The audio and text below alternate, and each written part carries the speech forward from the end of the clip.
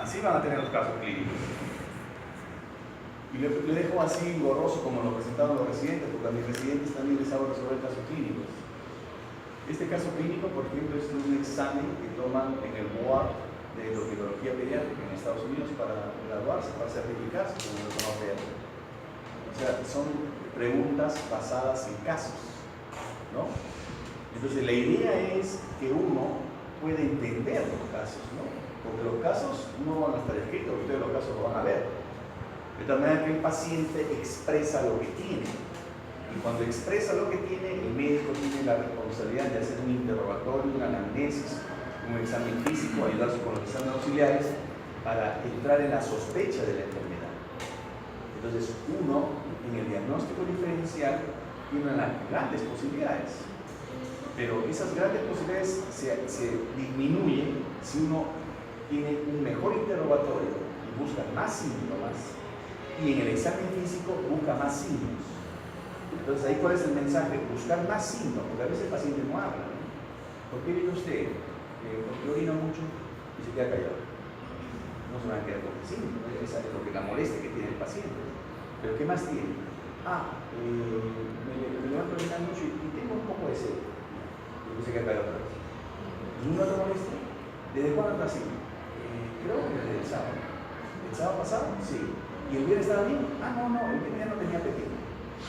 ¿Y el jueves?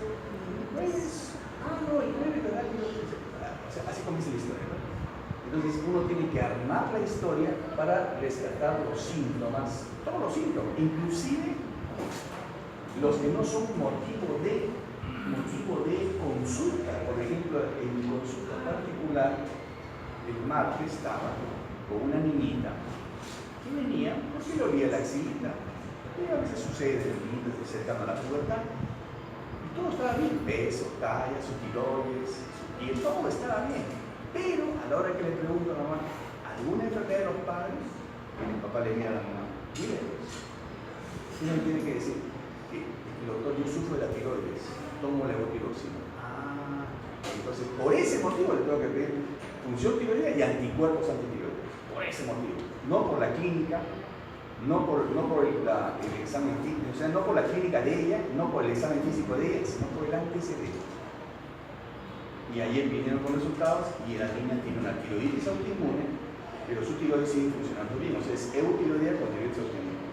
¿Y el motivo de consulta cuál fue? El dolor de axila, que no tiene nada que ver con eso. O sea, el motivo de consulta puede ser una queja, una molestia, pero no siempre es el verdadero, indicio de la enfermedad. Por eso que el médico tiene que explorar eso. Y por eso es que la consulta médica es como un ambiente, ¿no?, en donde uno puede explorar y hacer los exámenes. La consulta médica no es al paso, ¿no? Ustedes seguro que les ha pasado, todos los estudiantes de medicina pasan, ¿no? Dicen, oye, Carlitos estudia medicina, pregúntale cómo está el análisis. ¿No? Oye, ¿este análisis qué tengo? Así no se consulta. Así no se hace consulta médica. Eso es una informalidad tremenda. Y ahí viene la negligencia, ¿no? Entonces, por eso es tener bien claro qué es lo que uno tiene que hacer como médico. Y toda esta historia que cuenta por este adolescente, a mí yo lo voy a presentar la siguiente vez, se lo voy a mandar al delegado para que lo tenga y ustedes me digan de qué se trata. ¿Qué cosa es el paciente? Tiene 14 años. Pero no le voy a exigir, como le exijo a los residentes y les saco la mugre, ¿no? Pero sí les voy a exigir conceptos, porque ellos sí tienen que saber. Por ejemplo, poliuria, polidipsia, hemoglobina glicosilada, ¿no? Por ejemplo, diabetes tipo 2, que lo vamos a tratar hoy día, ¿no? O por ejemplo, ¿qué más? Las estrías rosas claras, la caldosis nigricans, los factores de riesgo, los exámenes auxiliares. Eso sí lo vamos a preguntar. Porque al final, ¿qué es lo que en este caso les preguntan? Se viene la pregunta con los residentes, miren, dada su preocupación, que no todos se preocupan, ¿no? Pero dada su preocupación, ¿cuál de los siguientes debería ser su siguiente paso? Y ahí los evalúo. A ver, ¿qué tienes tú? A ver, tú. ¿Por qué dices esto? ¿Tú has leído esto? ¿De dónde sacaba esto? ¿No? ¿Cómo analizas este caso? ¿Por qué piensas así? ¿Tú qué harías? ¿Y si viene de Huancavelica? ¿Y si viene de Lima? ¿No? Entonces uno tiene que analizar todo esto para ver cuál de esas es la respuesta, ¿no? Y así desarrollamos cada caso, cada pregunta. Entonces, de esa manera es que quisiera establecer con ustedes, pero no en el nivel de diagnóstico, sino en el nivel conceptual, que me permita saber si ustedes tienen el concepto claro en primer lugar y el mecanismo fisiopatológico de ese concepto. Por ejemplo, polidipsia. ¿Cuál es su causa de polidipsia? ¿Por qué tiene polidipsia este paciente? ¿Por qué podría tener? ¿Cuáles podrían ser las causas? ¿Cuál es el mecanismo de la poliuria? ¿No? ¿Cuál es el mecanismo de la anorexia? ¿No? O sea, esos conceptos quisiera que yo sí ustedes lo tomen en cuenta para que discutamos, ¿no? Y para eso es que ustedes pueden, inclusive, vamos a dividirnos en grupo para discusión. ¿Cuántos son ustedes? 27. Acá 27. Y hay un grupo de 5. 5 grupos de 5, ¿no? Entonces se reúnen 5 grupos de 5, ¿no? Júntense 5 grupos de 5 y hacemos la discusión de caso. Vamos a hacer este tipo de escenario. Les voy a presentar otro tipo de escenario, porque la idea ¿cuál es? No hacer teoría, ¿no? Porque se supone que ustedes vienen leyendo, pero hoy voy a comenzar con la teoría, tratar de dar una pauta. Pero la idea es, mire, el tema hoy día es diabetes. ¿Qué han leído sobre diabetes? ¿Qué saben de diabetes? ¿No? Ese es el tema. El tema es obesidad. ¿Qué saben de obesidad? Y conforme ustedes me van diciendo, yo voy corrigiendo.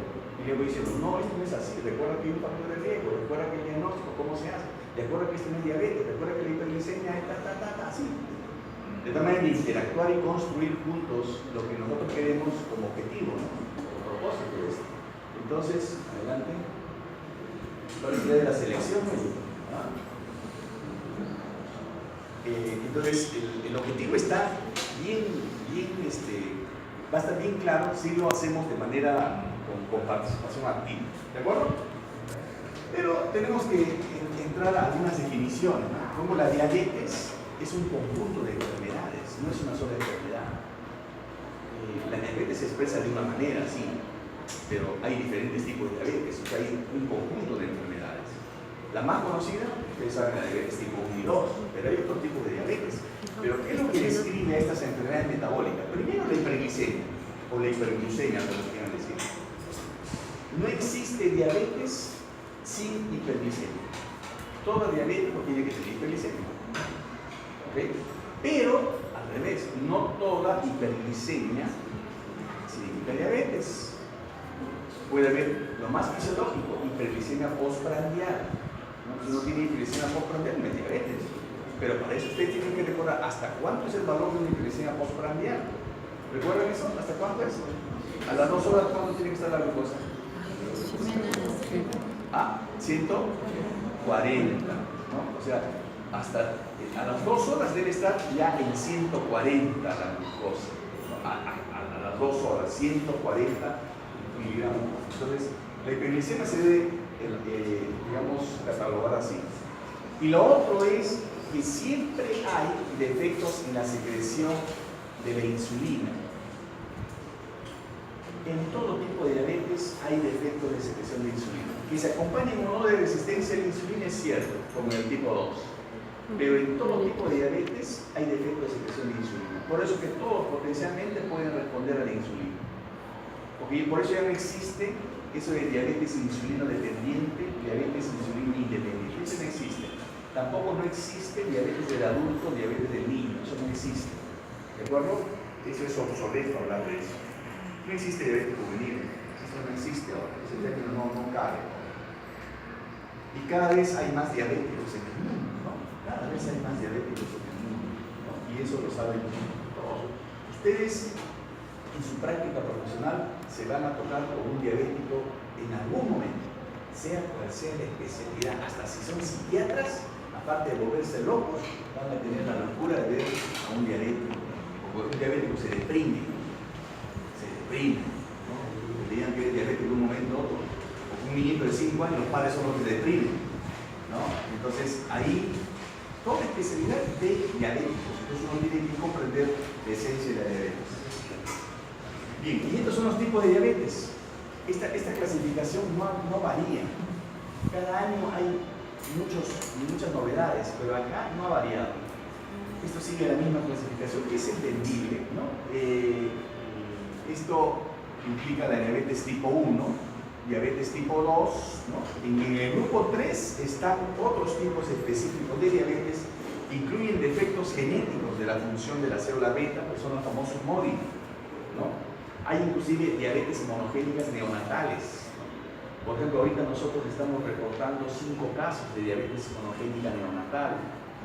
¿Cuál es lo típico? Que esas diabetes monogénicas neonatal tienen una alteración de la secreción a nivel del canal de potasio, como le voy a explicar en un momento. Entonces, cuando tienen esa mutación, es, digamos, sensible a las sulfonilurias. Entonces, imagínense un bebito recién nacido con hiperglicemia persistente y en vez de darle insulina, le tenemos que dar glibenclamida como un viejito. Y con eso le controla la glucosa. Fíjense la repercusión de lo que significa establecer bien el diagnóstico. Hoy día la genética nos ayuda mucho. Por ejemplo, el último caso que les digo, el quinto, era un niño que desde los 6 meses le daban insulina y viene a la consulta acá a los 7 años. 7 años. Y todos sus 7 años con insulina. Cuando le preguntan, ¿cuándo comenzó su diabetes? No, doctor, antes de los 6 meses. Antes de los 6 meses. Pero antes de los 6 meses, amigo, viene el chip, ¿no? Antes de los 6 meses, todo hiperglicemia antes de los 6 meses no tiene que despertar diabetes neonatal monogénica. ¿Glicemia genético? No. Vamos a hacerlo. Es que no existe en el Perú, doctor. No, vamos a hacerlo. Entonces, a veces hay oportunidad de mandar al extranjero la muestra. Entonces, operación chanchita, mis asistentes. Operación chanchita. No es hacer no, es soltar la plata. Es operación chanchita. Entonces, es juntar la plata para juntar los $90 que nos cobra, $99 que cobra FedEx para enviar la muestra hacia la Universidad de Exeter, en Londres, ¿no? Hay una Universidad de Exeter que nos ayuda con la prueba genética. Viene la prueba genética y dice, listo, le dimos, es mutación del ABBC1. Por lo tanto, esa mutación requiere que ese paciente reciba no insulina, sino glibenclamida. Ese paciente que recibe insulina, le cambiamos la glibenclamida. Y ahora está perfecto. Entonces, imagínense qué perspectiva hay en los análisis genéticos. Y acá hay una serie de enfermedades que tienen ese contexto genético. El cuarto grupo es la diabetes gestacional, que es otro tipo de diabetes que desaparece cuando desaparece la gestación. Pero no hay que cantar victoria, porque un 30% de las diabetes gestacionales hacen diabetes tipo 2 después cuando salen de la gestación. Esto es imprescindible. Esto no pueden olvidarse, ¿no? Los puntos de corte. Recuerden que son puntos de corte estadístico, pero hay que tenerlos en cuenta. La glicemia normalmente es menos de 100. Antes era menos de 126, antes era menos de 110, es menos de 100. En ayunas, menos de 100 es lo normal. Si tiene 101 ya no. 101 ya lo coloca con un cierto grado de intolerancia a carbohidratos. ¿De acuerdo? ¿Cuál es la glicemia en 2 horas post ingesta de 75 gramos de glucosa? Eso reemplaza al test de tolerancia oral a la glucosa. Ustedes saben que el test de tolerancia oral a la glucosa es un poco tedioso. Entonces, después que se vio que era muy tedioso, dijeron hay que hacer glicemia postprandial. ¿Qué era la glicemia postprandial? Agarrar al paciente en ayunas y ya, señor, le tomamos la muestra, ahora sí tome desayuno.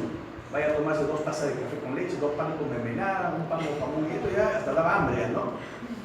Y regresa, pero no todos comen igual. ¿No es cierto? No todos comen igual. No todos, pero he comido esto, ya. La glucosa un poquito más alto, un poco más baja. Y ustedes saben que en la metodología científica uno requiere variables medibles, ¿no es cierto?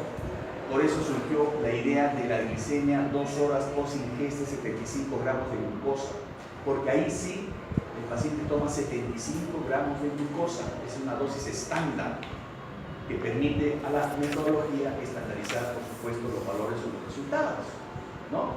Y eso es así, en ciencia es así, ¿no es cierto? No tiene que ser medible.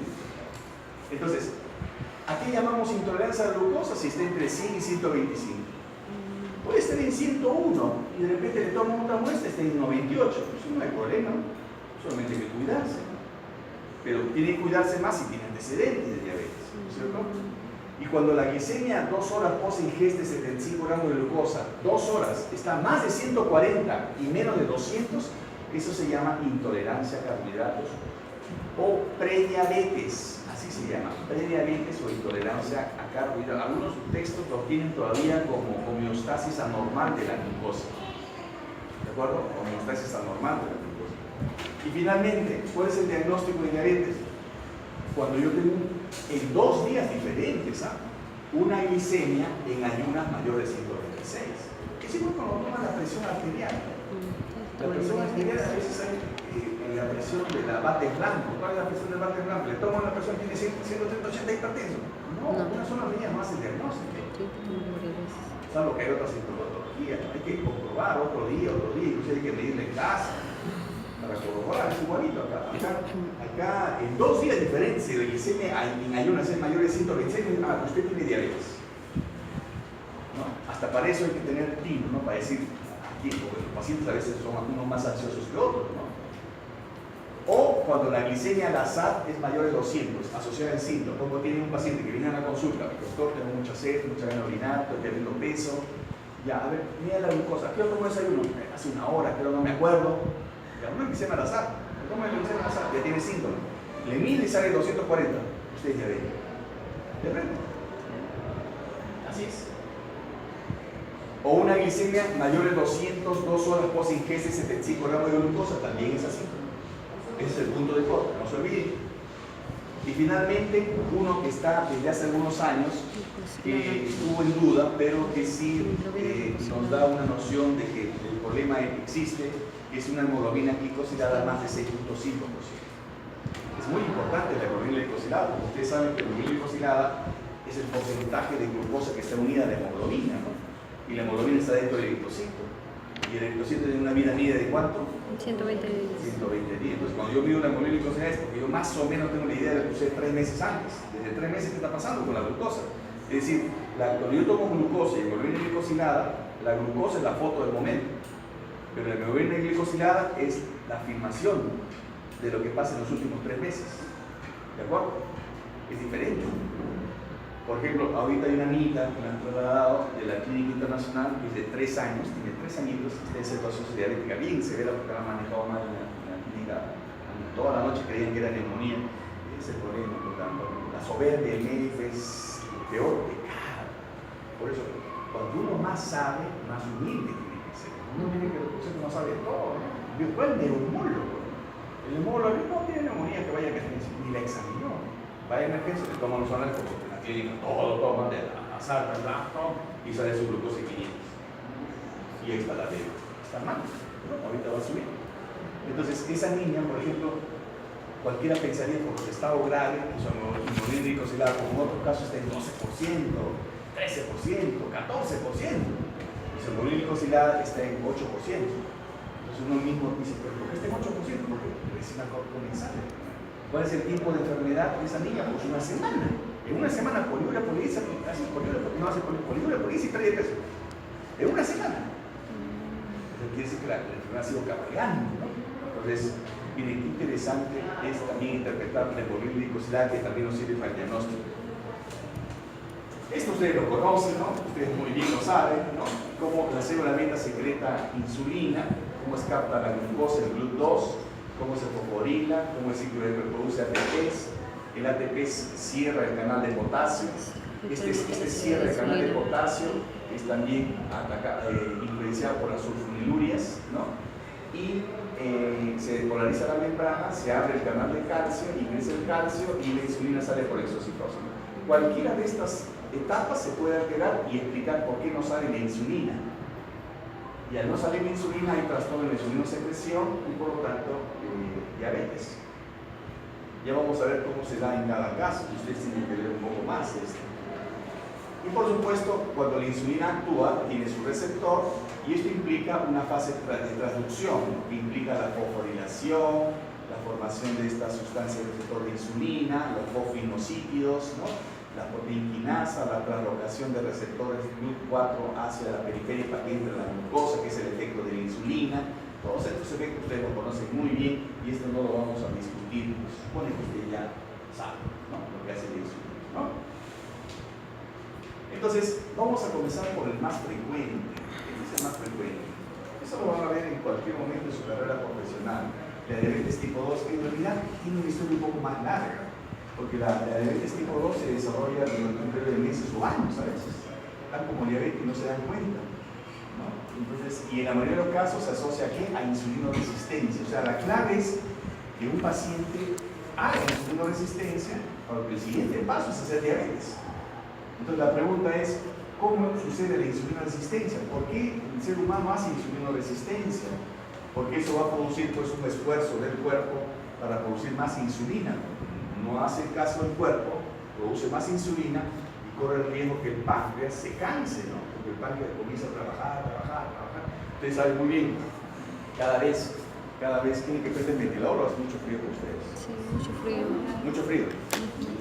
Lo que pasa es que yo soy caluroso, tengo 20 años de edad, ya. No es antropausia. Entonces, la idea es ver cuál es la causa de esa resistencia a la insulina en esa persona que causa una mayor respuesta. Porque ustedes saben que cada vez que uno come, la insulina sale, ¿no es cierto? Entonces, ¿cuál es nuestro problema? Como no sabemos comer bien, la insulina sale así, y pico, y después baja. Entonces, nos hacemos trabajar más. Pero lo hacemos trabajar más. Y el problema está que yo no sé si esa persona que está haciendo trabajar a su páncreas tiene el factor genético de agotamiento del páncreas, de la célula beta. Entonces, porque cuando uno come mal, con azúcares refinados, la insulina sabe disparar. Cuando uno come bien, la insulina sabe así. Y la glucosa también. La glucosa sabe así. Y es el ejemplo clásico, ¿cuál es? El jugo de naranja. El jugo de naranja y 2 naranjas. Toman el jugo de naranja, la glucosa se va así. Comen las 2 naranjas, hicieron el jugo y la glucosa se va así. Es porque el alimento no solamente tiene pues, los componentes del jugo de naranja, sino tiene fibra, que uno mastica, ¿no? Por eso que desde pequeño me dicen no jugos, sino tiene que masticar, fruta picada, el bebé tiene que masticar. Y lamentablemente cuando uno es adulto a veces uno mastica muy rápido y ahí se está problema.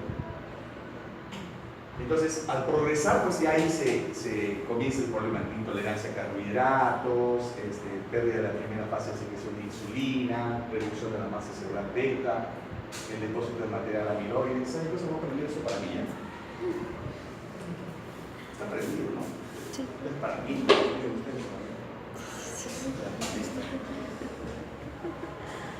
Entonces, ¿esto qué refleja? Refleja que la diabetes tipo 2 es una pérdida progresiva de la función de la célula beta ante la resistencia a la insulina. ¿De acuerdo?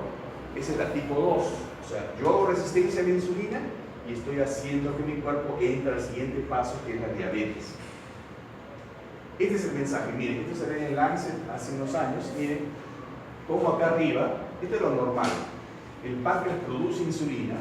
La insulina es bien recibida en los tejidos periféricos y los tejidos periféricos lanzan el mensaje al páncreas que la insulina está siendo bien recibida y el páncreas sigue secretando la insulina en cantidades normales.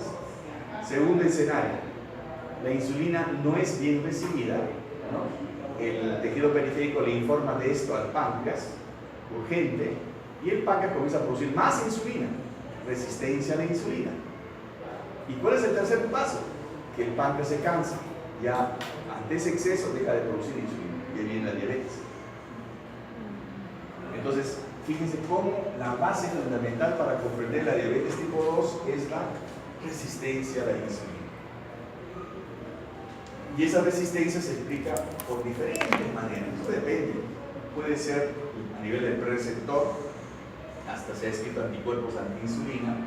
Puede ser a nivel del mismo receptor, por disminución de receptores de insulina, como sucede clásicamente en el paciente que sube de peso, o postreceptor, por la fosforilación o traducción de la señal que dispara la insulina, o problemas en el transportador, o sea, disminución del GLUT4.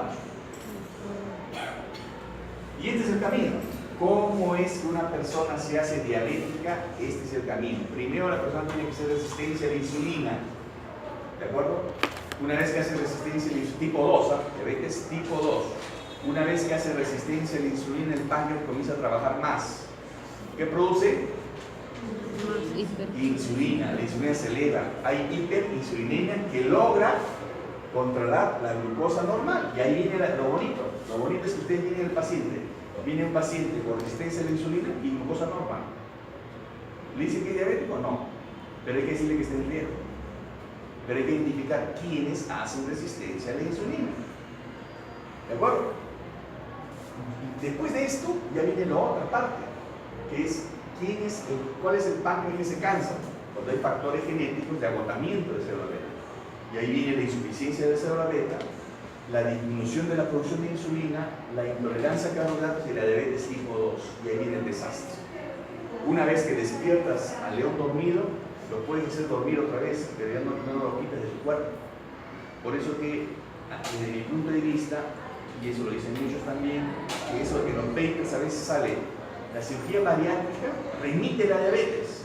Así dicen los papers ahora. En Lancet, en publicaciones conocidas, ese término no es muy agradable a los oídos de muchos. ¿Por qué?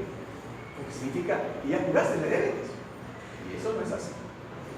Yo puedo hacer prediabetes, me controlo todo bien bonito, bacán, con mi dieta, mi estilo de vida. La glucosa me baja a lo normal. ¿Me he curado? No, me he controlado. Porque si yo vuelvo lo mismo, viene otra vez el león dormido. O sea, remitió el cuadro de diabetes, pero no me he curado.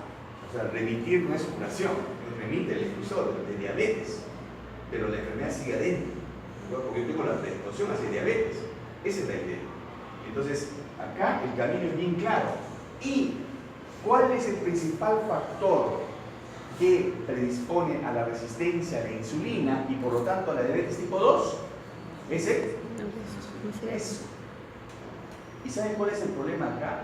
El problema acá es de que el incremento de peso de una persona a otra es muy variable. Por ejemplo, como ustedes no van a entender, pongo acá Sharon, ¿no? Tiene 5 kilos de peso más. Pero ella está como si la caigo, está como delegada de delegada, sí, delegada, ¿no es cierto? ¿Ok? En cambio acá las hermanitas Aguirre, las hermanitas Aguirre, famosas en televisión, ¿no? Entonces de repente ya suben 5 kilos de peso y ya están diabéticas. ¿Pero qué pasó? Ella subió 5 kilos también, y ellas también 5 kilos. ¿Por qué los dos no hacen diabetes, no? Porque a veces tienen unos gorditos que parecen ya no caminan, sino ruedan, ¿no? Y no tienen nada, presión normal, colesterol normal, no tienen nada. Es porque la respuesta del cuerpo no es igual. Y lo mismo sucede acá. Uno esperaría pues, el incremento de peso que va a ser diabetes. Para que haga diabetes tiene que ser así. No. A veces se incrementa un poquito y ya desencadenan diabetes. Eso depende de la predisposición de cada cuerpo. Pero acá el mayor factor que predispone a resistencia a la insulina, que es el primer paso para la diabetes, es el peso. ¿De acuerdo? Es cierto que existen factores genéticos de resistencia a la insulina. A veces hay un flaco y de repente hace diabetes tipo 2. Pero si es flaco, ¿cómo hace diabetes tipo 2? Hay factores genéticos que hacen que de repente un flaco, que no es lo común, haga diabetes tipo 2. Entonces, ¿cuál es lo común y popular? Que el obeso haga diabetes. Entonces, ¿cuál es lo común y popular para prevenir? Oye, controla tu peso, ten un estilo de vida saludable, alimentación sana, actividad física y hora de sueño. Y nunca te va a pasar nada, por más que tengas a tu papá, tu mamá, tu abuelo, tu abuela diabética. Entonces, eso es lo que uno tiene que tener en consideración. ¿De acuerdo? ¿Cuáles son los riesgos asociados a obesidad? Son todos estos, pero el más grave, ¿cuál es? La diabetes, con todas las complicaciones. Pero ustedes ya saben que hay una serie de complicaciones de la obesidad. El hígado graso, que es frecuente hoy en día, en niños también, ha aumentado el cáncer por obesidad, ¿no? Y la resistencia a la insulina, que hace pues que se deposite la grasa pues en todas partes del cuerpo, ¿no? Se deposita en el hígado, se deposita en el músculo, se deposita en el páncreas y altera la función de cada órgano. Por eso se habla de un síndrome ectópico de depósito de grasa. Depósito ectópico de grasa. Ahora, ¿cuál es lo triste? Otra vez los genes, ¿no? Entonces, hay múltiples genes implicados en la obesidad de causa nutricional. Eso explica por qué personas que comen un poco engordan. Otras comen como si fuera la última vez y nada, no suben de peso, ¿no? ¿Por qué la diferencia? Todo yo como así y engordo. Y mi hermano, y sigue igual, miren. Entonces, esas diferencias son los genes. Hace sobrepeso, hace diabetes. Son los genes, son múltiples genes, mutaciones, polimorfismos. Eso cuando avance, eso nos va a decir quiénes están en riesgo y al contrario nos va a ayudar a advertir y aconsejar a esas personas. Esos son algunos reportes de muchos genes que tienen que ver con la predisposición, uno ser obeso para subir de peso y otro que ser obeso y diabético, ¿no? Pero esto de los genes viene desde antes, ¿no? Ustedes saben muy bien que los genes no han cambiado, ¿cierto? El genoma que tienen ahorita es el mismo que tuvo el hombre primitivo. Y si ustedes son religiosos, el mismo genoma que lo tuvo Adán. ¿De acuerdo? Es el mismo genoma, no ha variado.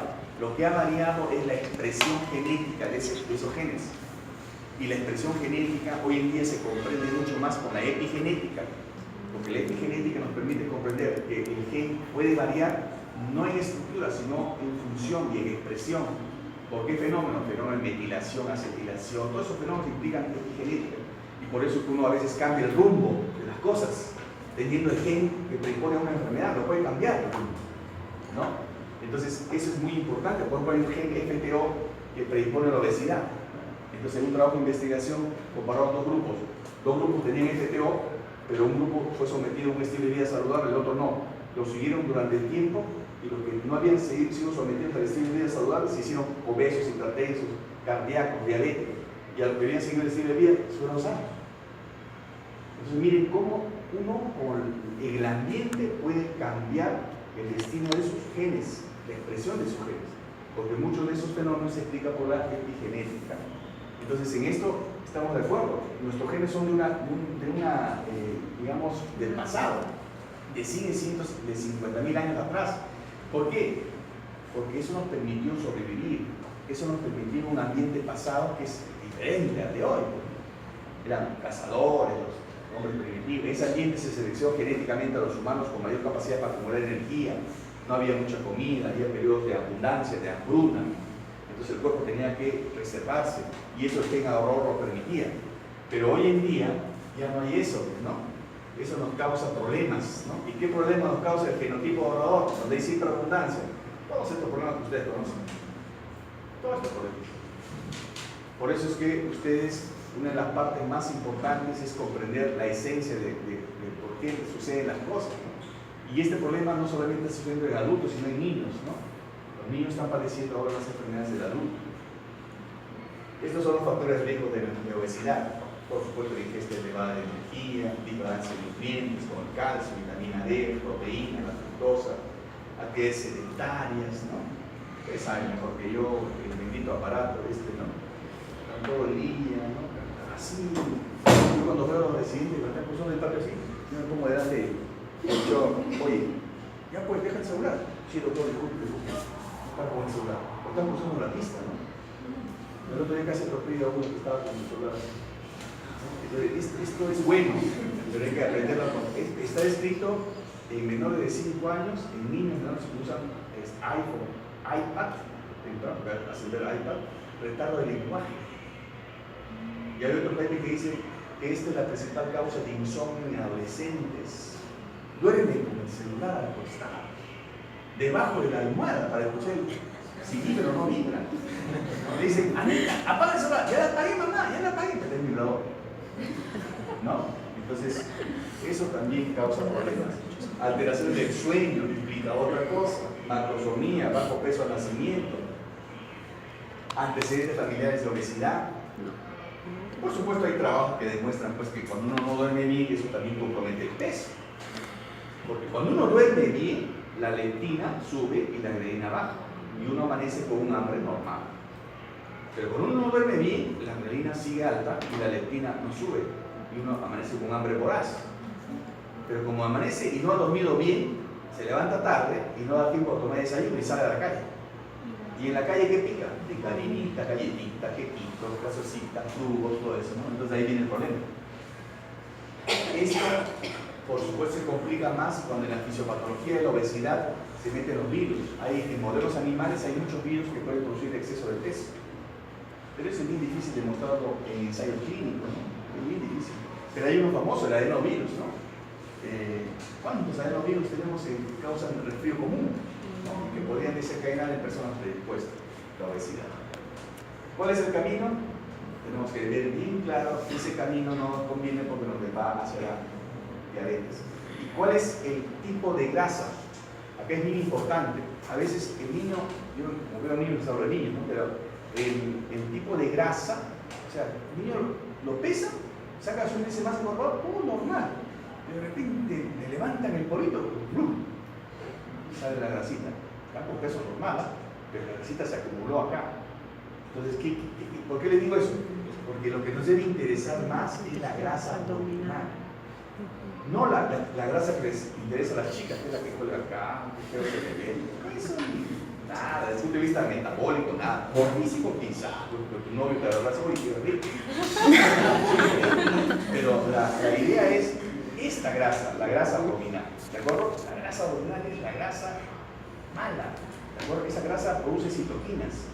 Entonces, todavía no comprendemos mucho de la grasa, ¿no? Porque, por ejemplo, la obesidad que ocasiona, entre comillas, la lactancia materna, sube de peso, ¿no? Los bebitos, pero dicen, ¿cómo la lactancia materna, que es el alimento, es por su obesidad? Esa grasa está disparando citoquinas, que no sabemos qué hacen, ¿no? Muchos no saben qué hacen, pero sí deducimos que eso a la adultez le permite al adulto que ha mamado, los primeros 6 meses especialmente, no tenga enfermedades cardiovasculares, diabetes, muchas enfermedades. Por eso se vomita la lactancia materna. Pero esto es así, la grasa abdominal es la que pone en riesgo a diabetes tipo 2 y enfermedades cardiovasculares. Y miren, esto no es así, no solamente que se acumule la grasa. Al acumularse la grasa, vienen los benditos macrófagos, que se meten en la fisiopatología de muchas enfermedades. En este caso se meten infiltran los adipocitos. Y al infiltrarlos, agravan más el trastorno de secreción de citoquinas. Normalmente, con mi grasa abdominal normal, mis citoquinas se disparan, pero en diferente concentración. ¿Cuál es mi citoquina predominante cuando yo tengo el peso de mi grasa abdominal normal? Es la adiponectina. La adiponectina se secreta con mucha facilidad cuando mi grasa abdominal es normal. ¿Qué es la adiponectina? Es una citoquina que mejora la sensibilidad de insulina receptor. Mejora la sensibilidad de insulina receptor. Hay otras citoquinas que se llaman resistina, interleuquina, factor de glucosa tumoral, que hacen lo contrario, pero que también conviene, porque eso permite redistribuir bien los nutrientes, ¿no? Entonces uno va distribuyendo la glucosa, etc., por la insulina. Pero eso están en concentración más baja. ¿Qué pasa cuando yo voy subiendo de peso? Voy subiendo de peso, voy aumentando de grasa visceral, ¿no? Y mi adiponectina comienza a hacer esto. Y mis citoquinas, las otras, empiezan a elevarse. En el momento que hay este cruce, ahí comienza la resistencia a la insulina. Y cuando se meten los macrófagos, agrava esa elevación de las citoquinas malas. Entonces se dan cuenta por qué es importante el perímetro abdominal, ¿no? Porque hay perímetro abdominal 110, 120, ¿no? Entonces eso refleja la importancia de reconocer en la fisiopatología de la obesidad la importancia de la grasa visceral. Y yo no estoy hablando de la grasa subcutánea, eso no estoy hablando. Estoy hablando de la grasa visceral. Ustedes han hecho necropsia, ¿no es cierto? ¿No han hecho necropsia nunca? ¿Han entrado en una necropsia? No. Sí, cuando tengo oportunidad de ver un gordito en la necropsia, le dan un jalón y ¡uf! Sale toda la grasa del epítelo. A esa grasa estoy hablando, del epítelo. Acá, no la grasa subcutánea de acá, sino el epítelo. ¿De acuerdo? Entonces, y esto se infiltra por macrófagos y los macrófagos agravan más la producción de resistina y provocan más resistencia a la insulina. Y agravan inclusive el broncoespasmo. Miren cómo este trabajo refleja cómo la interacción de la grasa visceral hacia el pulmón. O sea, los asmáticos por eso lo deben a la endocrinología, porque el asma y obesidad no van, se llevan mal el asma y obesidad. Un dato importante es que la resistencia a la insulina no solamente produce diabetes. Hay que recordar acá que hay una serie de factores precursores étnicos, genéticos, es cierto, ¿no? Pero la obesidad visceral, la grasa ectópica es la gran responsable, condicionada por el estilo de vida, pues, factores dietarios. Esto hace que se provoque resistencia a la insulina, condición de los factores de riesgo metabólico, y esto finalmente enfermedades cardiovasculares, diabetes, cirrosis y síndrome de ovario poliquísticos. Entonces, la resistencia a la insulina está ligada a muchas enfermedades. Por eso es que el gordito no solamente se hace diabético, sino se hace cirrótico, tiene enfermedades cardiovasculares, y si es mujercita, tiene ovarios poliquísticos. ¿Cuál es la mejor manera de prevenir los ovarios poliquísticos en una mujer? Controlando el peso. ¿No?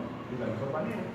Porque ustedes se van a dar cuenta cuando vean, revisen el tratamiento de ovarios poliquísticos, es un mundo, pero aparte que es tratamiento un poco complicado, hay que dar inclusive hasta anticonceptivos orales para mejorar eso, ¿no?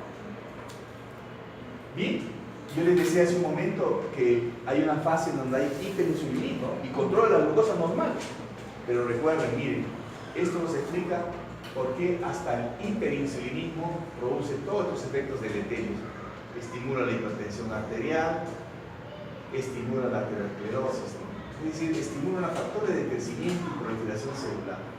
O sea, la hiperinsulinemia también es dañina, tiene efectos deleterios en el cuerpo.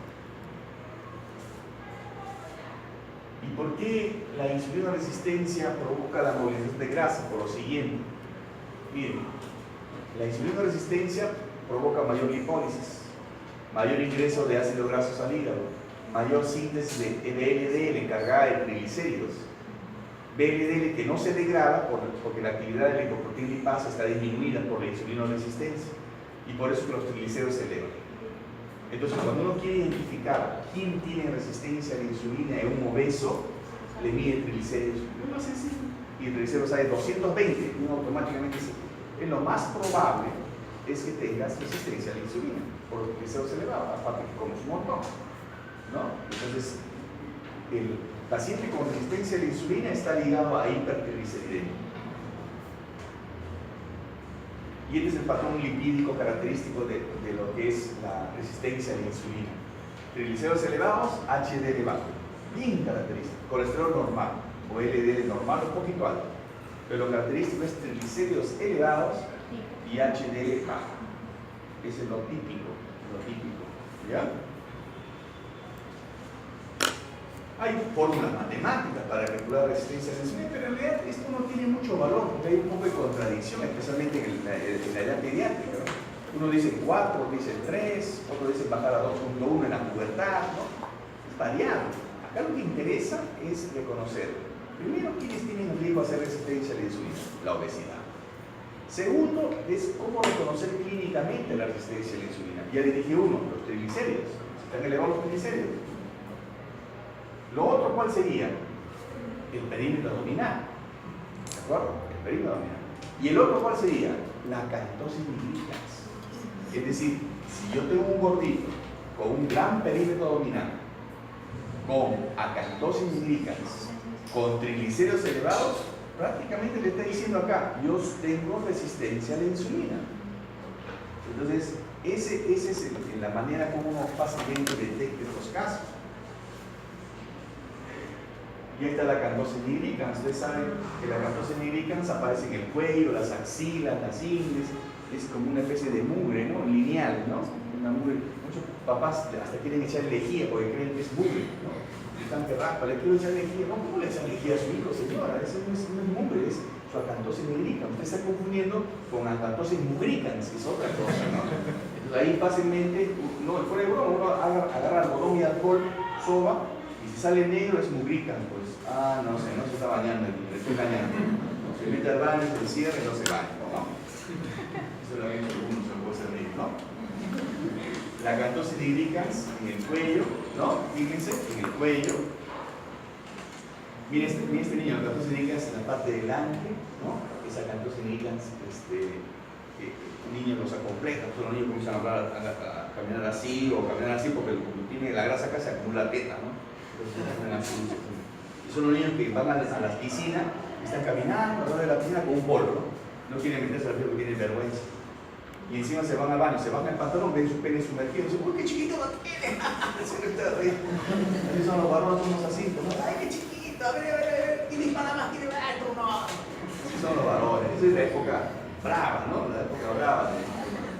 Entonces comienza lo complejo, lo bullying, porque el bullying siempre ha existido. El bullying siempre ha existido. Lo que pasa es que ahora se llama bullying. Hasta los animales tenemos. Los animales también. Este es un síndrome genético, por ejemplo, ¿no? Esta es una muestra de cómo la resistencia a la insulina, una galactosidílica severa, produce diabetes. Este niño tenía en esa época 4 años, si mal no recuerdo, ahora ya tiene casi 14 años, creo, más tiene un poquito más, y es diabético, utiliza insulina. Y las grandes diferencias entonces entre obesos y no obesos, no solamente marcados por los exámenes auxiliares, sino el antecedente, como yo les ponía el ejemplo. El antecedente hay que marca bien, y nos ayuda en la historia clínica. Este grupo de obesos tenía más antecedentes de enfermedades cardiovasculares, hipertensión, diabetes que los no obesos. Estaban en más riesgo. Por eso es importante los antecedentes. ¿Y cómo se produce el hígado graso? Miren, ingesta calórica por su obesidad. Y la obesidad disminuye la liponectina. La disminución de la liponectina disminuye la oxidación de ácidos grasos.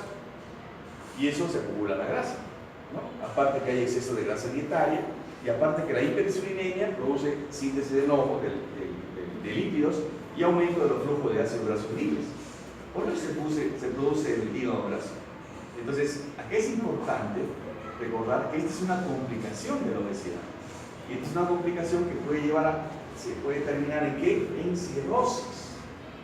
La causa de la cirrosis más frecuente hoy no es el alcohol como era antes, ¿no? Ahora siguen chupando quizás más, pero es también el hígado graso. El hígado graso también es una causa de cirrosis. Así que ya sé por qué estoy engordando, es por el shampoo. Hoy me di cuenta que la etiqueta dice para dar cuerpo y volumen. A partir de mañana me voy a bañar con el jabón de lavaplatos, que clarito dice disuelve hasta la grasa más difícil, ¿no?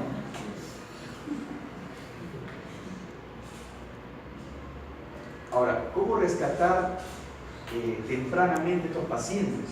¿Cómo seleccionar una población en riesgo para que no hagan diabetes, para que no hagan problemas cardiovasculares? Ahí el Riven propuso, ¿no? Ya el Riven propuso el síndrome metabólico. Inicialmente síndrome X, síndrome plurimetabólico. ¿Y qué indicaba eso? Que utilizaba 5 criterios. Si el paciente tenía 3 de estos criterios, incluido la obesidad, eso le llamaba síndrome metabólico. Y él decía, si tiene 3 criterios, tiene riesgo a ser diabético, tiene riesgo a ser enfermedades cardiovasculares. Entonces, eso es lo que decía Riven, ¿no? Con esos criterios. Entonces, seleccionaba una población que estaba ya en riesgo a ser diabetes y hacía intervención, por supuesto. Y eso facilitaba la intervención temprana. En niños también se utiliza el síndrome metabólico, pero ¿cuál es el problema? El problema es que no es un síndrome. Porque ustedes toman la palabra síndrome, síndrome es el conjunto de signos y síntomas. Y esto no es necesariamente signos y síntomas, ¿no es cierto? Son datos de laboratorio, ¿no? O sea, la obesidad, el exceso de grasa, el abdominal, un signo. Pero no es específicamente un conjunto de signos y síntomas. Por eso las sociedades en endocrinología del mundo criticaron a Riven y un poquito querían restarle importancia a este diagnóstico. Pero en realidad, y muchos comenzaron a decir, no, esto no se llama síndrome metabólico, se debe llamar riesgo metabólico. Pero la tendencia fue a utilizar siempre el nombre de síndrome metabólico y luego se ha hecho generalizado. Ahora, cuando uno pierde peso, así como ganó peso, uno no gana peso de un día para otro, uno gana peso poco a poco, de tal manera que el cerebro es el que percibe ese cambio de peso. Y cuando uno baja bruscamente de peso, sucede una respuesta compensatoria, porque el sistema nervioso está acostumbrado a un peso determinado. ¿Qué pasa? Cuando uno baja bruscamente de peso, aumenta la grelina, que aumenta el apetito. Disminuye la leptina, aumenta la sensibilidad a la insulina y aumenta la lipogénesis, y aumenta el exceso de peso. Entonces, por eso que la disminución de peso tiene que ser gradual. No es que 10 kilos en un mes. Ahora, no todos rebotan de la misma intensidad. Algunos rebotan más que otros, esos son los genes también. Así que prevención y tratamiento, cambios en el estilo de vida, dieta saludable, pérdida de peso y ejercicio. Es muy importante hacer actividad y caminar, ¿no? Por ejemplo, si sube, acá hay un monobloque que va hasta el 8º piso, ¿no? Ya, usa el ascensor para ir al 7º, 8º, al 6º ya. Pero al 4º piso con el ascensor, lo que pasa, ¿no? Hay que caminar un poco, ¿no? Hay a veces alumnos que quieren subir al 3º piso a buscar su profesor de cardiología sin ascensor. Entonces o a veces están en el aeropuerto y usan la escalera eléctrica, ¿no? ¿Ustedes han visto la escalera eléctrica del aeropuerto? Ah, está llena, hacen cola, ¿no? Están con 47 de ese tamaño, están esperando la cola, jóvenes. Y la escalera física está así. Ahora la han pintado en colores para que sea más atractiva. Pero nada, mira, que van ahí. Entonces, y eso es costumbre. Por ejemplo, yo estaciono mi carro en la Rambla. A veces es difícil combinar la actividad física con la actividad que uno tiene. Yo lo estaciono en la Rambla y soy abonado. Entonces, algunos colegas salen por la misma lugar donde salen los carros y entran, por no darse la vuelta, porque uno se da la vuelta y sale por otro lado y viene caminando acá.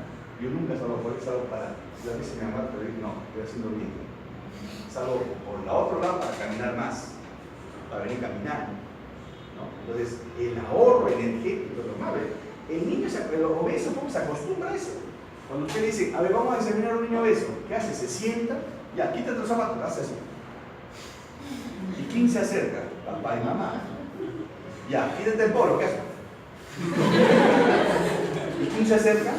Papá y mamá. O sea, el niño obeso es así, el papá lo defiende, ¿no? A veces, ¿no? No come nada, y hace ejercicio, así hace ejercicio, juega pelota todos los días, ¿no? ¿Y de qué juega? De arquero. No, el arquero no se mueve, y el tipo es bueno, está ahí, pero mañana cuando está criticando, juega bien,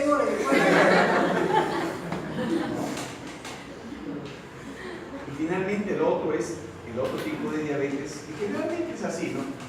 90% son tipo 2 y 10% tipo 1 en el adulto, y en el niño es 90% tipo 1 y 10% tipo 2. Es lo inverso. ¿De acuerdo? Este es otro tipo de diabetes. Acá sí tiene que ver la autoinmunidad. O sea, acá el problema es más genético de predisposición. Es una enfermedad autoinmune, como muchas enfermedades autoinmunes. En palabras sencillas, ¿qué significa enfermedad autoinmune? Es decir, el sistema inmunológico no reconoce como propio muchos órganos por problemas que tienen con el antígeno de histocompatibilidad. De tal manera que sus anticuerpos, en vez de atacar solamente el virus, la bacteria, la toxina, etcétera, lo que viene al cuerpo, se equivoca y ataca la tiroides, ataca el estómago, ataca la hipófisis, ataca los ovarios, ataca las suprarrenales, ataca el páncreas, y según el órgano que ataca, produce la enfermedad. El más conocido, más que este, es la tiroides autoinmune, que es la causa más común de hipotiroidismo. Eso también tienen que leer, a ver un caso clínico de eso. Entonces, el hipotiroidismo es causado en el mundo por la tiroides autoinmune. Ahora, ¿qué es la tiroides autoinmune? Es una enfermedad autoinmune consecuencia de eso. Y aquí no reconoce al páncreas, y los anticuerpos van a la célula, y no a todo el páncreas, a la célula beta. Y hay muchas teorías al respecto, inclusive de la leche de vaca, que una unidad beta de la proteína de leche de vaca es semejante a la unidad beta de la célula beta, y que por eso hace reacción cruzada, pero sin embargo, depende de la población, por acá, eso no se ve. En Finlandia quizás, ese es otro problema, porque las poblaciones son diferentes. Entonces, al sufrir una exposición ambiental, que generalmente es un virus, se inicia la autoinmunidad y comienza a destruirse la célula beta. Y al destruirse la célula beta, disminuye la producción de insulina y por lo tanto se produce la diabetes. Está determinada genéticamente y los genes están implicados en el cromosoma 6, en el HLA, los antígenos de histocompatibilidad. El 95% tienen HDLA DR3 y DR4. En Europa hay mucho más diabéticos tipo 1 que acá. En Finlandia hay un 30 por 100.000. Aquí en el Perú, el único estudio que los 90 es 0.6%, no es mucho. Pero yo estoy seguro que hoy en día es mucho más. En los años 90 entraban 2 niños con cetoacidosis al año. Máximo, eso, 2. Ahora, mire, estamos en abril y ya van 15. O sea, se ha aumentado, ¿no? Porque uno diría, no, porque acá viene más. Sí, pero también hay otros hospitales, ¿no? Que los pueden atender, pero no. Bien. Y vienen de diferentes partes. Y da pena porque a veces en los lugares que sucede son tan lejanos que no nos ayudan. O no piensan en el diagnóstico.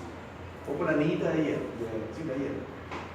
Estaba con dificultad respiratoria. Entonces, ahí parece que no se olvidan de la semiología respiratoria. No es lo mismo una dificultad respiratoria por estridor, no es lo mismo una dificultad respiratoria por atoro, no es lo mismo una dificultad respiratoria por asma, no es lo mismo una dificultad respiratoria por un problema neumónico y no es lo mismo una dificultad respiratoria por acidosis, ¿no? La acidosis es diferente, ¿no? O sea, y a veces hay retracción, todo, ¿no? Y simula neumonía. Esa niña creían que tenía neumonía, inclusive lo derivaron de emergencia con placa. Pero en placa no había nada, había congestión bronquial. Entonces la importancia de interpretar bien la clínica. Por eso uno de los cursos que más debe dedicarse es la semiología. Miren, cuando pasen a clínica, ustedes se van a sentir un poco abandonados. En el buen sentido de la palabra, porque el médico no tiene tiempo de estar detrás. No va a ver por su saliva. Yo voy a estar a medias, yo voy a ver de lejos, ¿no? Voy a verlos morir en el intento o subsistir en el intento. Eso sí les prometo, lo voy a ver en el camino. Un día lo voy a ver en el camino. Entonces, pero cuando entren a la clínica, ustedes mismos son. Y eso demuestra la mayoría, por eso lo que yo menciono es siempre que en Villarreal el alumno hace la vida. No la broma. La universidad no la hace ustedes. Ustedes hacen la universidad porque ustedes mismos se forman, hacen empeños, hacen sus cursos, hacen su investigación, se meten a estudiar, exigen que le enseñen. O sea, ustedes mismos hacen. En cambio, las otras universidades es la universidad. No es de Cayetano. No es una, es de Cayetano. En cambio, acá no, es al revés. Y eso es, de cierta manera, algo loable, ¿no? Por eso es importante rescatar los cursos importantes en semiología, ¿no? La semiología tiene que saberlo bien, y la semiología no superficial. Cojan un libro que agarre la historia de la semiología. ¿Quién fue el primero que tuvo este signo? El signo de Filantó, el signo de no. Qué bonita la historia de semiología, es hermosa. Y con el estetoscopio, escuchar los ruidos cardíacos, respiratorios, los estertores, los signos meningios, ¿no? Los reflejos, ¿no? La manera, la expresión del paciente. Mira con atención esta rubia. Pero así, ¿no? O sea, uno se da cuando te da la mano, el tipo de piel, y voy a decir una lisura, este es agricultor. ¿Cómo se agricultor? La mano más gruesa que la patada, hasta pellejo, ¿sabes? Cargado. En cambio, me toca mi mano. ¿Qué te voy a decir, mano? ¿Es de agricultor? Es de pediatra. Es de pediatra, claro, porque yo estoy acostumbrado, pero tengo que. Claro, no soy que me echo crema tampoco, sino que. Claro, cosas pesadas, hago mi gimnasia, todo, pero no hago pues casi antes cuando era adolescente, pero la mano necesito el tacto, porque el papo tiroides es el niño, el músculo genital, lo examino, esas cosas, ¿no? En cambio, uno que trabaja físicamente cambia la postura, entonces, hasta la manera de cómo viste, ¿no? Que tiene una pinta de ser un bandido, ¿no? Uno se da cuenta, ¿no? Entonces, lamentablemente uno tiene que caer en eso, claro, tiene que ser como el cura, no hablar a veces, ¿no? ¿Hay factores protectores? Sí, porque explica por qué, por ejemplo, los japoneses tienen menos tendencia, ¿no? Por ejemplo, en Latinoamérica debemos tener factores protectores. Nosotros tenemos un país, como decía Arguedas, de todas las razas. O sea, acá está chino, mexicano, fulano, ¿no? Todos están metidos acá, ¿no? No me decir que son anglosajones, ¿no? Entonces, ustedes tienen de todo un poco, ¿no? Y así es. Y esto hace una mezcla de genes. Por eso es que nosotros podemos tener algún tipo de expresión clínica diferente a lo que sucede en otras partes del mundo. Pero hay genes protectores. Y la enfermedad va poco a poco atacando. Va destruyendo la célula beta y cuando ya compromete más del 90% es de que prácticamente aparece la enfermedad. Recuerden que este es un fenómeno de autoinmunidad que se presenta muchos años antes. En el caso de esta chiquita, una semana, bien agresiva, pero a veces es meses. ¿Desde cuándo te enferma? Doctor, hace desde el año pasado, en noviembre, estaba bajando de peso y no quería comer. En diciembre se levantaba a tomar agua una noche. En enero ya no quería comer y tenía ganas de orinar y teníamos que comer sobre todo. Pero esta chiquita de 3 años, ¡pum!, de frente. Esa es una enfermedad bien agresiva, ¿no? Y ahorita está mal, justamente el residente debe estar ahorita viendo cómo está. Y cuando se compromete el 90% de la masa celular beta es que sucede esto. Hay una insulitis, vitamina CD8, hay autoanticuerpos y está asociado, por supuesto, a enfermedades autoinmunes. Yo estoy seguro que en embriología les han enseñado, cuando hay una enfermedad autoinmune, busquen otra enfermedad autoinmune, es lo más probable que se junten. Y es así, la diabetes tipo 1 se junta especialmente con el hipotiroidismo, con la tiroides autoinmune. Hay diabetes y Graves, enfermedad de Graves. Entonces es una agresión contra las células beta con infiltración linfocitaria, por eso hacen insulitis. Y como les decía, están infiltrados CD8, ¿no? También hay CD4 en macrófagos. Estos son los 3 marcadores: los anti-insulina, el anti-GAP, que es anti-descarboxilasa del ácido glutámico, y el anti-SLOT, ¿no? También hay el antitransportador de zinc, que también es bastante positivo. Son 4 marcadores. Como yo les muestro la autoinmunidad, mostrando la positividad de los autoanticuerpos, ¿de acuerdo? Entonces los anticuerpos son positivos en el tipo 1. ¿Cuáles son los factores desencadenantes? El clásico es el virus. El niño le dio la rubiola hace 3 meses y comienza la autoinmunidad. Produjo los anticuerpos y los anticuerpos, en vez de con el virus del Coxsackie de la rubiola, comienza a atacar la célula beta y comienza la autoinmunidad. Es lo clásico. Pero se habla también de deficiencia de vitamina D, hasta el crecimiento acelerado. Niños que crecen muy rápido pueden desencadenar autoinmunidad. No se sabe muy bien el mecanismo, ¿no? La mejora del ambiente, la higiene ambiental, proteínas extrañas, la leche de vaca, la insulina bovina. ¿Por qué la mejora de la higiene ambiental? Porque son niños que, ustedes saben que el sistema inmunológico requiere, para producir anticuerpos, ¿qué requiere? ¿Qué requiere? ¿Qué requiere el sistema inmunológico para producir anticuerpos? El antígeno, ¿no es cierto? Si no hay antígenos, no. Y en eso se basan las vacunas, ¿no? Desde que te pone la BCG, anticuerpos. Y esos anticuerpos no solamente sirven para tuberculosis, sino para general también, ¿no? El sarampión, todo eso, todos son antígenos. Y el niño que nace sin exposición a antígenos. Y si nace por cesárea, es peor. Si nace por cesárea, sale de repente con un hotel 5 estrellas hacia arriba. En cambio, la sufre el que nace por abajo. Porque el que nace por abajo sale una vagina que está ahí, los gérmenes están chorreando sus primeros antígenos. Los antígenos de la mamá, sí. Entonces, por eso es que el parto vaginal es más fisiológico. Y a la hora que pasa la mamá también tiene bacterias acá, por más que se lave. Entonces, toma las bacterias de la mamá y se va formando sus antígenos y su flora bacteriana. La leche materna de la flora bacteriana, lo que se llama microbioma hoy en día, ¿no? Entonces, el niño sale con mejores defensas, ¿no? Y por eso es que, teóricamente, cuando hay mucho cuidado con el niño que no lo exponen a muchos antígenos, ese niño, su sistema inmunológico no está muy desarrollado, tiene más bien esa tendencia a desconocer los tejidos como propios. Esta es la destrucción ligada a los antígenos HLA, ¿no? Los receptores de los antígenos son recibidos y se desencadena el daño celular por linfocitos CD.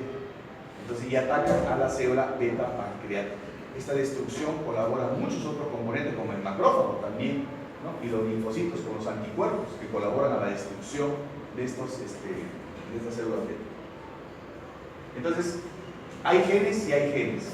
¿Hay factores desencadenantes? Sí. ¿Hay insulitis? Sí.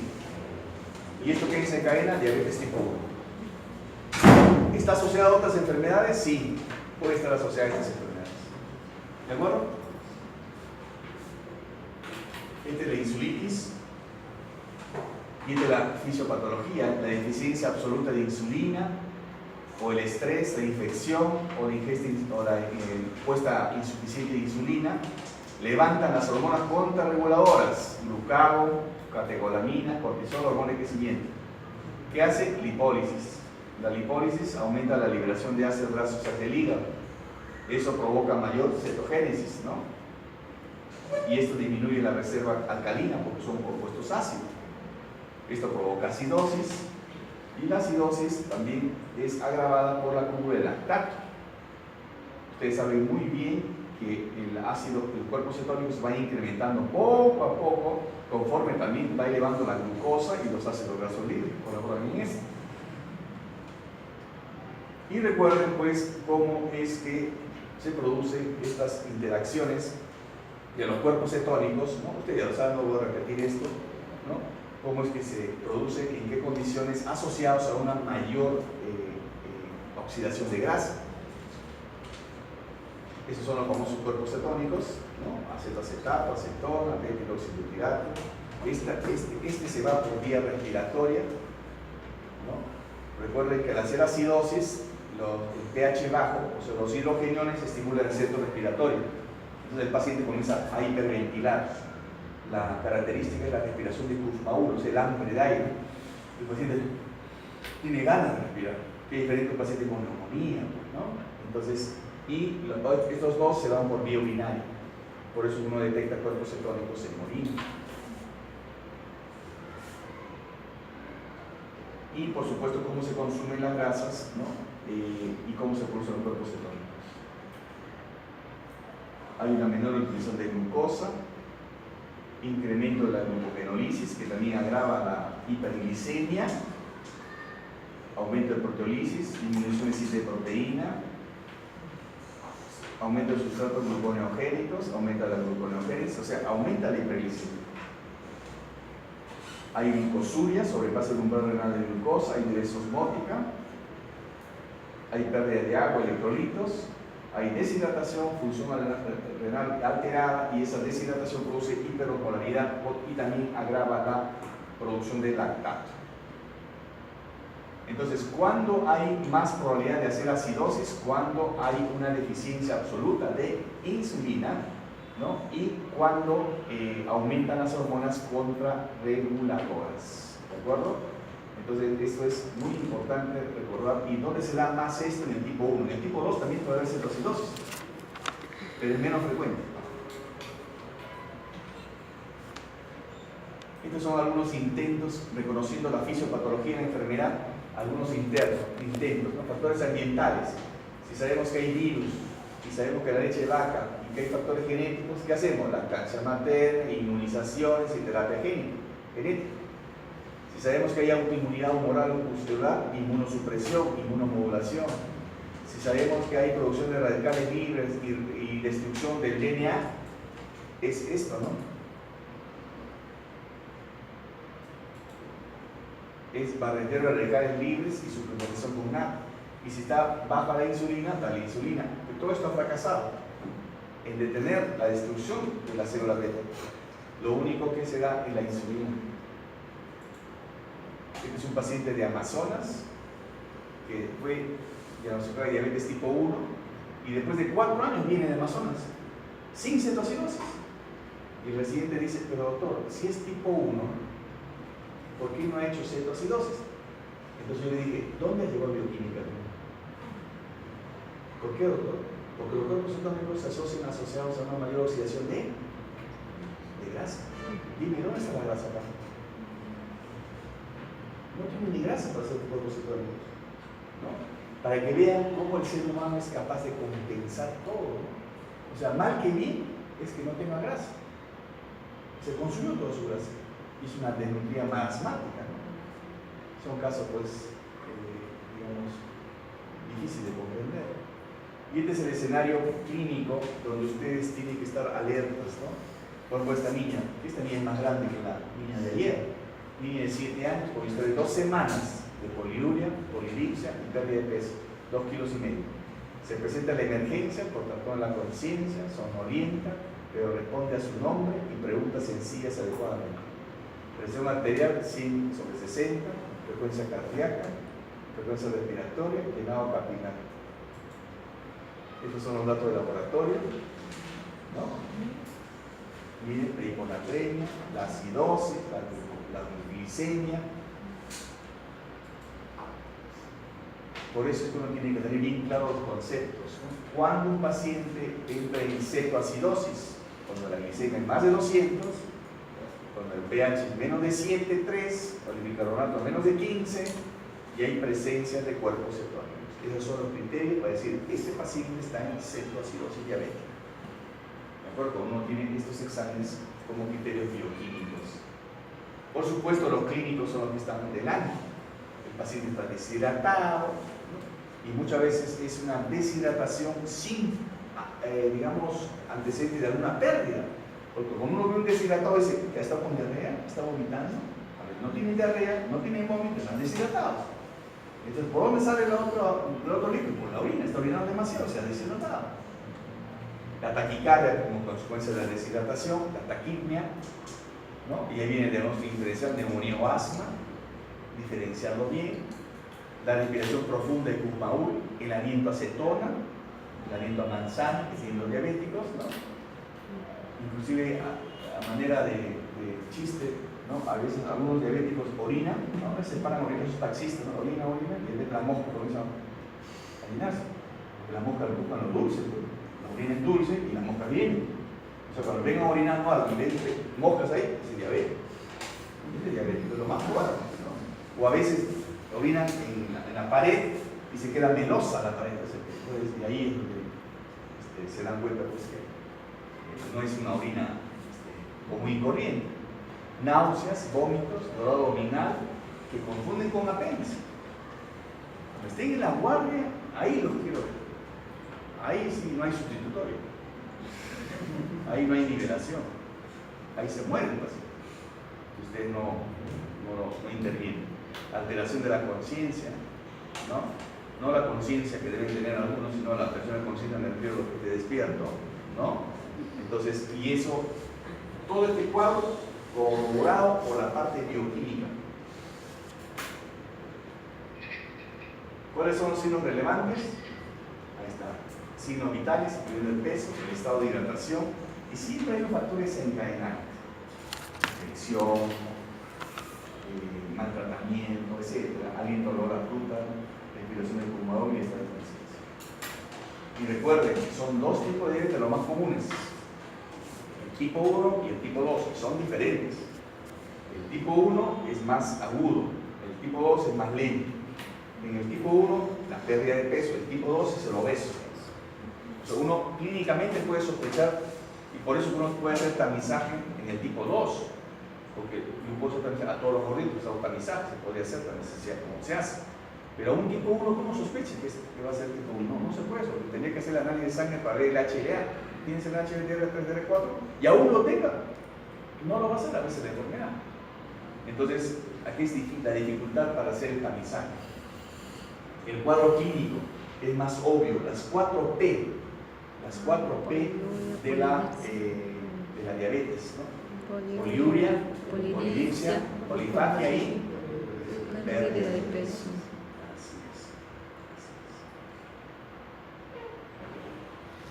Eso es más frecuente en el tipo 1. En el tipo 2 es más en obesidad, la historia familiar de diabetes tipo 2, la catosis nigricans, el síndrome de poliquísticos.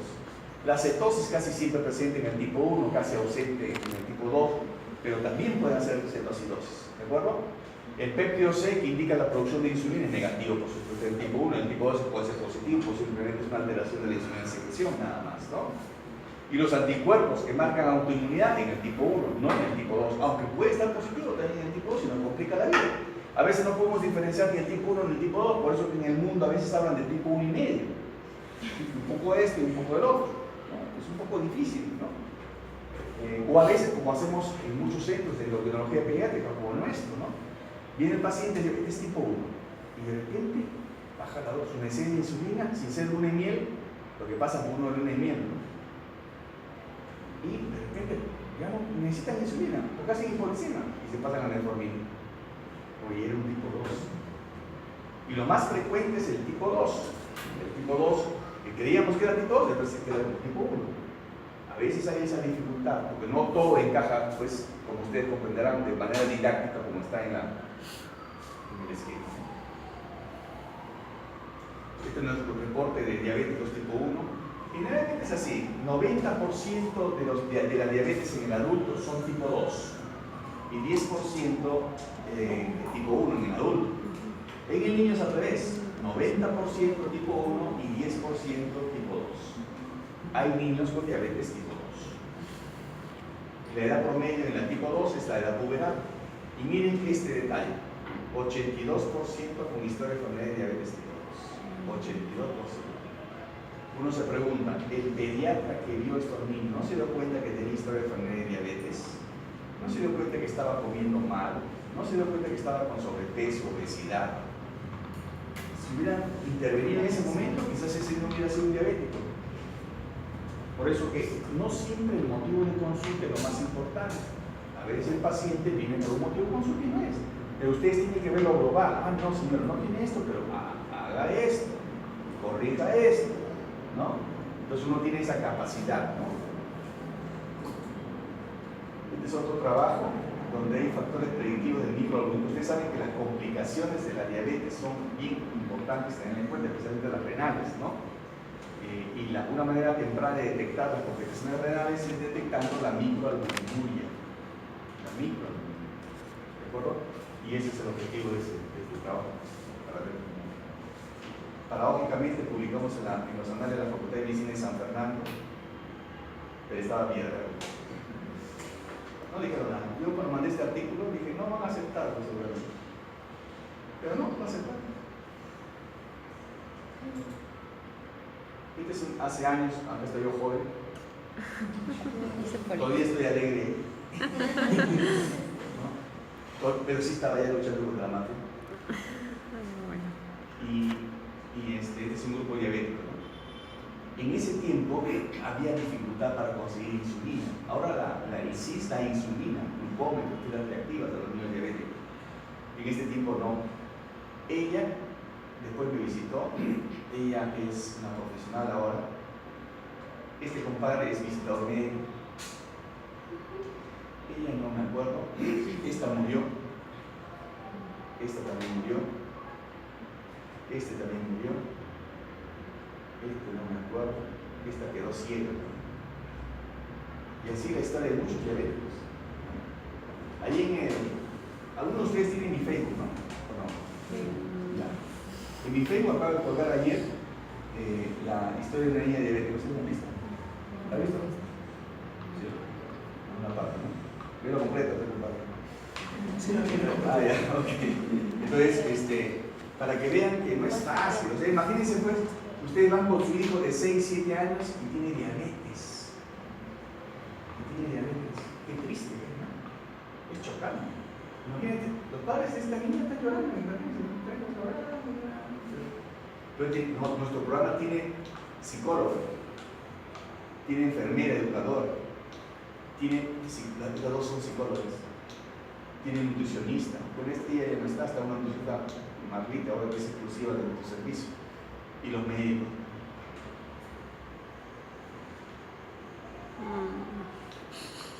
¿Preguntas? ¿Cómo es que el antígeno, digamos, no es reconocido como propio y comienza a ser atacado por el anticuerpo? El antígeno que está en la célula beta. Entonces, eso despierta la autoinmunidad de todo un sistema que implica los macrófagos, los monocitos, inclusive la inmunidad humoral para dañar la célula beta. Porque esa célula beta no es reconocida como propia por ese antígeno que recibe los anticuerpos, antiinsulina, ¿no? Antislote, ¿no? Y destruye, ¿no? Y esto, por supuesto, es agravado por alguna infección subyacente. Entonces, ahí lo que se quiere decir es que la autoinmunidad es la que destruye la célula beta. La autoinmunidad, ¿cómo se desencadena? Por los antígenos de HLA, están distorsionados, entre comillas, que no permiten al sistema inmunológico reconocer como propio la célula beta. Porque lo normal es que salga el anticuerpo y no dañe tu célula beta. Pero en este caso, se equivoca y va al antígeno que está en la célula beta y lo ataca. Y ahí comienza a desencadenar autoinmunidad.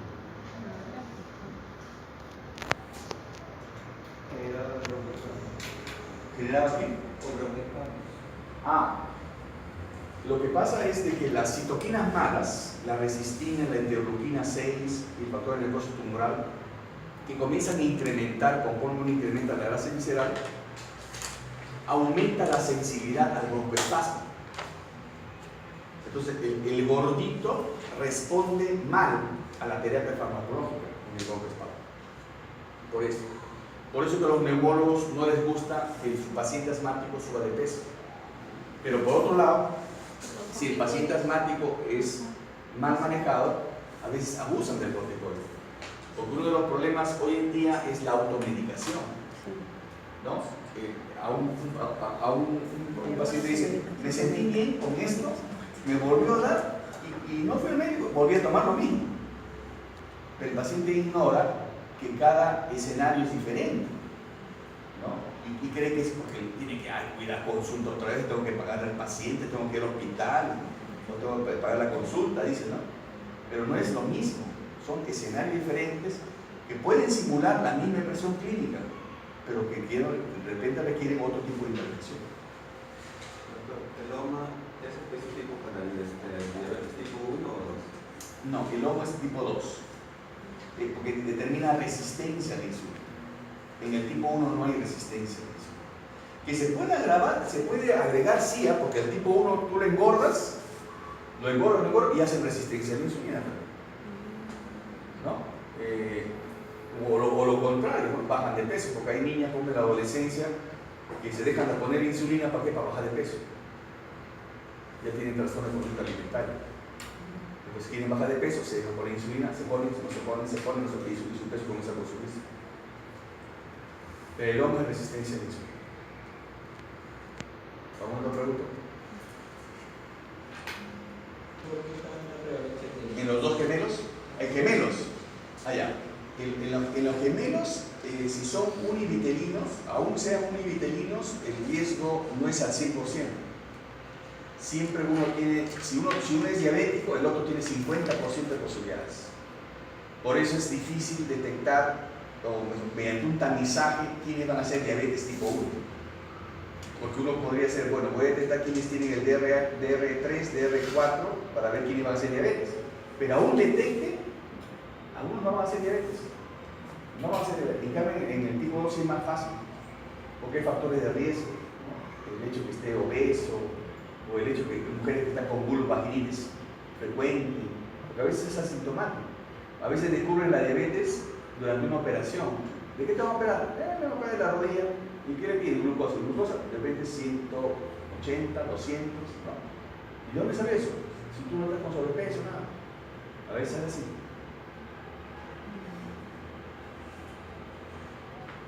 ¿Preguntas?